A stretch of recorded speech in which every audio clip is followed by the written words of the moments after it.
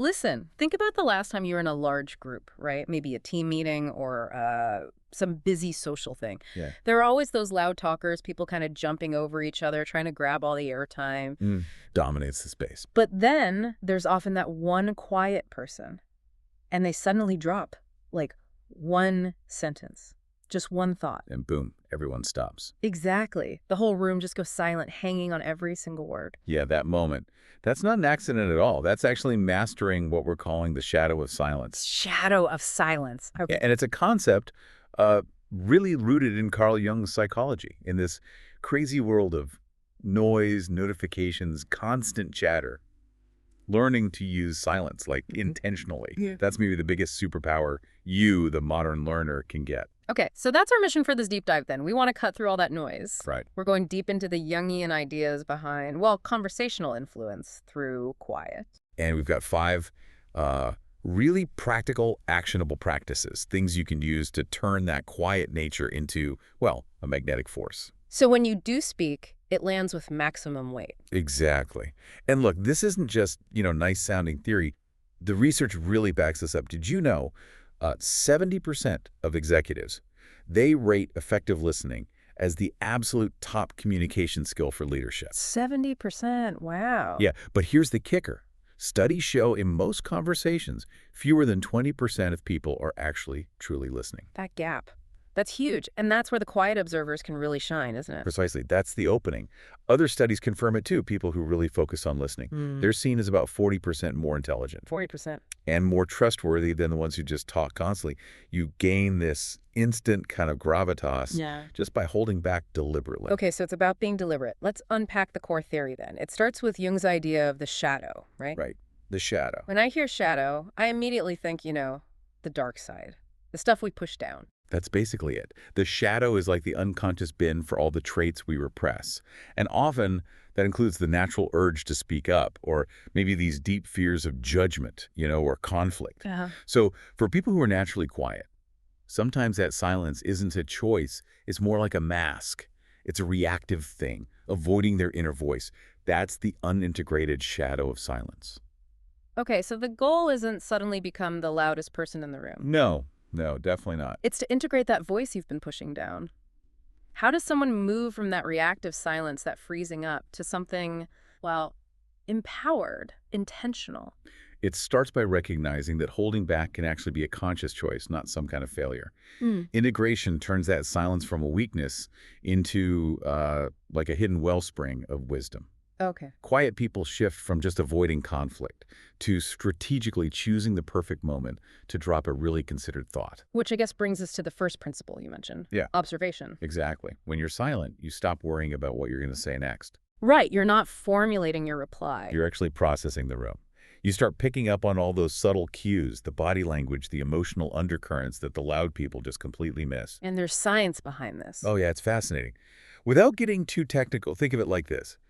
When you're in that state of quiet reflection, your brain naturally starts connecting different pieces of information much more deeply.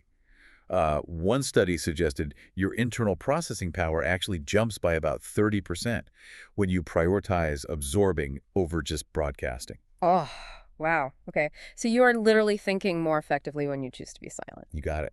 Which leads right into the second principle, strategic timing. Right. It's not just what you say. It's when you say it. That's the art. Quiet people have this advantage of choosing the absolute precise moment. And they often use the pause itself. The silence. Yeah, the silence. Yeah. To create this kind of psychological tension that actually pulls people in. Okay, but hang on. Isn't that just manipulative? How do you make sure the pause feels like thoughtful restraint, not just awkward silence? Good question. It comes down to intention. Awkwardness feels reactive, like you're stuck. Strategic timing feels confident, controlled. Okay. Research from, I think, of the American Psychological Association found that intentional pauses in conversation can boost listener engagement by 50%. 50. Yeah. People lean in. They want to fill that void. Their curiosity kicks in. It's control through like a gravitational pull, not brute force. Okay, that makes a lot more sense. And the third principle, which you said was crucial, integration of the shadow. Yes. This is core Jung.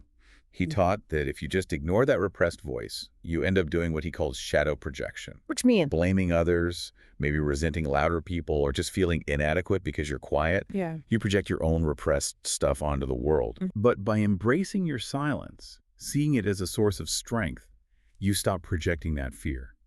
Jung famously said, one does not become enlightened by imagining figures of light, but by making the darkness conscious. Powerful. You have to face the things you repress about your own voice, your own quietness, to make that silence intentional, not just fearful. And modern thinking really supports this too. I'm thinking of Susan Cain's work.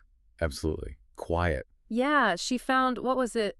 Zero correlation between being the best talker and having the best ideas. Exactly. Your inner world, your introverted nature, is actually wired for deeper thought processing. So why try to constantly mimic the nonstop chatter? It doesn't play to your strengths. So true. And what's really interesting now is seeing how all this applies to our current world, this constant digital overload we live in. It makes empowered silence even more important. Oh, completely. Think about what some people call performative talking. It's everywhere now, isn't it? Zoom, Slack. Endless video calls, Slack threads pinging nonstop, texts demanding instant replies. It feels like we're forced to constantly prove we're engaged by talking, even if we don't have anything truly valuable to add right then. It just drains your energy, and honestly, it dilutes your actual influence when you do speak. So what's the fix? Using strategic pauses, even digitally. Instead of that instant, reactive email reply, try deploying intentional silence. Maybe write back, let me reflect on that properly. I'll send you a synthesized thought in an hour. I like that, synthesized thought. It frames the silence as productive work. Exactly. And what about the whole hybrid workplace thing? Video fatigue is so real. Tell me about it. It pushes people into this isolating, often anxious silence just because they're totally burned out from being on camera all day. Right, and that's avoidance, not strategy. Precisely. That's the key difference. This is where silent leadership can be so effective. Instead of feeling that pressure to jump in early on a call, you listen intently, maybe stay on mute, and then only when you've really absorbed it, you unmute and offer that one key synthesized insight that maybe shifts the whole conversation. And you mentioned a project manager who did this. Yeah, we saw one case where a PM started doing this consistently. Team productivity actually jumped tangibly by about 20%. Why? Because the input was high quality, focused, not just high quantity noise. That's impressive. It even applies personally too, right? Like in dating. Oh, definitely. Digital dating culture often pushes towards superficial chat, quick impressions. But when silence is intentional in person, it shows depth. It shows you're willing to actually absorb the other person, not just perform. But when it's that unintegrated silence, Avoidance. that's when you get things like ghosting, which is basically the ultimate unintegrated shadow of silence, just running away. Wow. Yeah. So really in every modern scenario, from a Zoom call to a dinner date, the goal is always moving from that nervous, reactive, stuck silence. to the calculated, powerful pause. You got it. Okay, this is fascinating. Let's pivot then. We've covered the why. Let's get into the how. You said there are 5 actionable practices based on this. Yes, 5 methods rooted in Jungian self-analysis that you can start using, well, today, to cultivate that intentional quiet. All right, let's hear them. Method 1. Method 1, the observer's pause. This ties directly back to that first principle we talked about. Using silence like a mirror, reflecting the room's hidden emotional stuff, it instantly makes you more perceptive. Okay, how do you actually do that? Super simple to start. Try counting silently to 5 in your head before you respond to any question that isn't just a straight fact recall. 5 seconds. Use those 5 seconds. Scan the emotion behind the words, not just the content itself. Then, instead of jumping in with your opinion, try mirroring a key feeling back, neutrally. Give me an example. Like someone says, this deadline is impossible. Instead of arguing or agreeing, pause, then say something like, okay, it sounds like the pressure of that deadline is really stressing the team out. So you would acknowledge their feeling. Exactly. It acknowledges the underlying tension, draws them out more, but you haven't had to lead the charge or offer a solution yet. Yeah. You're guiding by reflecting. Nice. Okay, method 2. Method 2 is the shadow journal ritual. This is basically Jung's active imagination technique, but applied to your communication habits. Okay. It helps unearth those repressed voices, Yeah.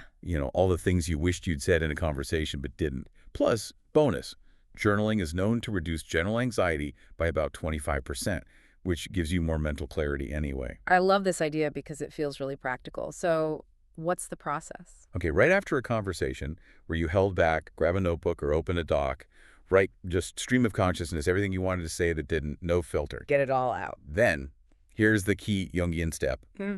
Dialogue with your shadow. Literally write down, shadow, what wisdom were you trying to tell me back there? And then let yourself answer, channeling that repressed thought or feeling. So you're turning that self-censorship into like a strategic debrief with yourself. Exactly. Self-strategy, not self-criticism. Cool. Method 3. Method 3, the echo integration echo. This one uses your silence to actively reflect other people's hidden concerns or maybe their unspoken excitement. It builds trust and rapport really fast. How's it different from the observer's pause? Observer's pause is more about scanning and neutral reflection. Echo integration is about picking up on a specific duality or feeling someone expressed and then gently probing that. You position yourself as someone who really hears the nuance. Okay, how would I apply that? Listen fully, pause, then echo their core feeling, but add a clarifying bridging question. Like someone says, I'm excited for this new project, but the budget seems really tight. Mm-hmm. You pause and say, okay, so it sounds like you're feeling both excited about the potential, but also cautious because of the budget. Tell me a bit more about that cautious feeling. So you validate both sides. Yes, your pause plus that echo shows you've truly absorbed their internal conflict. It makes them feel deeply heard, which builds trust like crazy. Makes sense. What's number 4? Method 4 is the silent anchor meditation. This is more of an internal practice designed to build impulse control. It's about grounding your shadow, so your silence feels like a solid anchor, not just, empty space. A meditative practice. Yeah, really simple though. Start your morning, maybe just 5 minutes. Visualize your shadow, but see it as a calm, still lake. Really picture it. Okay, a calm lake. Then, during the day, when you feel that urge to reactively jump into a conversation or interrupt, pause. Recall that image of the calm lake. Take one deep breath, breathing into that internal stillness. So you're training your brain. Exactly. Training your brain to associate quiet not with anxiety, but with stability and centeredness. I like that one. Okay, the final one, method 5. Right, method 5, the whisper release technique. This is maybe the most advanced intentional move. It directly uses the tension created by that strategic pause we talked about. It turns that held back energy into really potent, focused input. Okay. Whisper release. I need you to clarify this one because it sounds like I'm supposed to literally whisper in a meeting and make everyone strain to hear. No, good point. It's easy to misread the name. It's not about actually whispering so people say what. Yeah. It's more a metaphor for deliberate volume control after a pause. Okay. Explain that. So you use that observer's pause, you wait for the right moment, you create that tension. Everyone's looking at you. Then, instead of speaking loudly to fill the space, you intentionally lower your volume slightly, just a bit below the room's average. Why lower it? Because it forces people to lean in, physically and psychologically. It gives your concise, integrated truth much greater weight and clarity because they had to actively focus to receive it. Give me an example. Okay, imagine a tense negotiation. Everyone's getting loud, throwing numbers around. You wait, embrace the pause, let the silence build for a beat. Then, slightly softer than everyone else, you deliver your key point. Whispering this slightly. If we align on the core value here, then the timeline has to be reconsidered. Wow. Yeah, that cuts through the noise differently. Calculated clarity. Precisely. Okay, these 5 methods are really concrete. So as you, the listener, move forward this week, maybe start small. Definitely. Don't try to do all 5 at once. Pick one. Maybe the observer's pause in your next low-stakes chat. And the self-assessment is simple, right? Just ask yourself afterwards, did I use silence there to intentionally guide the conversation's flow, or was I just using it to hide or avoid conflict? That's the core question. And one really critical warning here. Please do not confuse intentional silence with passive aggression. They're opposites. Right. How do you tell the difference? If you feel anger or bitterness or resentment building up inside you because you're not speaking, that's not intentional silence. That's repressed emotion. You need to process that, maybe use the shadow journal first. Intentional silence comes from a place of calm strength. Repressed silence often leads to blow-ups or misunderstandings later. That's a crucial distinction. So process the anger first. Got it. And if people want to go deeper into Jung or this idea of quiet power? 2 great resources. For the Jungian Foundation, his book, co-authored actually, Man and His Symbols. Yeah. It's surprisingly accessible and great for visualizing this inner work. Okay. And for a more modern take with practical communication tips, Susan Cain's Quiet. The Power of Introverts is still a fantastic read. Excellent recommendations. Now, we often get this question or this fear, right? What if my pause, my silence, just makes me seem uninterested or aloof? Yeah, that's a really common fear. And it's usually that shadow, that fear of judgment, talking again. So how do you counter that perception? Simple, really. You pair the pause with active visual engagement. Don't just stare blankly. Oh. Maintain good eye contact. Nod slightly to show you're tracking. Keep your body language open. Turn towards the speaker. So nonverbals are key. Crucial. And you could even state your intention explicitly. After you take your pause, you could say something like, thanks, I'm really tuning into what you just said there. Or, that's important. Let me process that for a second. But keep going. So you frame the pause actively. Exactly. Yeah. That transforms perceived disinterest into magnetic focused listening. It signals that you value their input so much, you're giving it proper consideration, not just offering a knee-jerk reaction. Brilliant. Okay, as we wrap up this deep dive, maybe a final thought for everyone listening. Yeah, just think about this. How much of your own daily communication is just reactive noise? Just filling space because silence feels uncomfortable? Versus how much is truly intentional, integrated input that comes from that deeper place? That's a challenging question. And remember what Jung said, profoundly, I think. The privilege of a lifetime is to become who you truly are. Embrace that quiet nature if that's you. Integrate that shadow of silence. And you might just find that the conversations that matter most become yours to command.